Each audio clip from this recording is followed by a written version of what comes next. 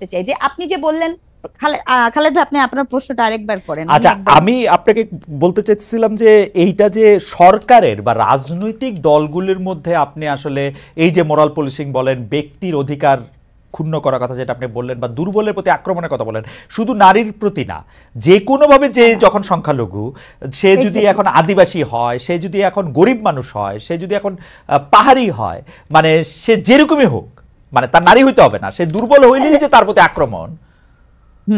এখানে একটা কথা বলি, এই যে টার্মটা আছে না, কোড অ্যান্ড কোড সংখ্যালঘু, এটাও না খুব মজার। কেন জানেন? বাংলাদেশে 51% নারী, তারপরও নারীর অধিকার বিবেচনায়, নারীর জীবন বিবেচনায় সে তো মাইনরিটি হয়ে আসে। তার মানে কি সংখ্যালঘুত্ব আসলে কি জিনিস? সংখ্যালঘুত্ব হচ্ছে তার অধিকার, তার স্বাধীনতা, তার চলাফেরার জন্য আপনি যেই সিস্টেমেটিক আপনি একটা বৈষম্য করে রেখেছেন সেটার কথা বলা হচ্ছে, তাই না? রাজনৈতিক দলগুলো আমি এখানে কোনো একক রাজনৈতিক দলগুলো বলবো না। শোনেন, গত 53 বছর ধরে হয়েছে কি, আওয়ামী লীগের কে ধরছিল হচ্ছে জামাত শিবির ভাইরাস, যা কিছু দেখতো তারা বলতো শিবির শিবির, জামাত জামাত। এখন এদের কি হয়েছে? এদেরকে আওয়ামী ভাইরাস ধরছে। কোনো কিছু হলেই আপনি বলেন এটা আওয়ামী লীগ করছে। আমরা জানি না এটা, আমরা কি এটা জানি না?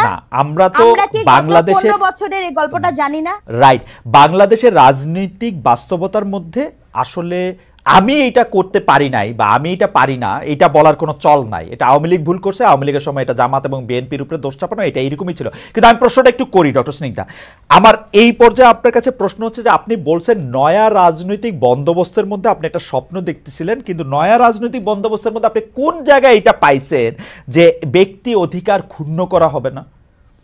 বা ব্যক্তি অধিকার ক্ষুণ্ণ বলতে আমরা যেটা বুঝতেছি সেইটা আমরা বুঝতেছি। আমি তো সামান্তার কথা স্পষ্ট বুঝতে পারতেছি যে সামান্তা কি বলতে চাইতেছে, এনসিপি কে আমার বোঝা হইতেছে, কিন্তু এর মধ্যে দিয়া ওরা বলতে চাইতেছে এগুলো আমরা অ্যাড্রেস করবো না। আপনি এগুলো অ্যাড্রেস করলে, আমি যদি এগুলো অ্যাড্রেস করি, সামান্তা একটা প্রশ্নের ঠিক মানে সোজা জবাব দিচ্ছে না, সামান্তা এটাকে ঘুরায়া পেঁচায়া জবাব দিতেছে।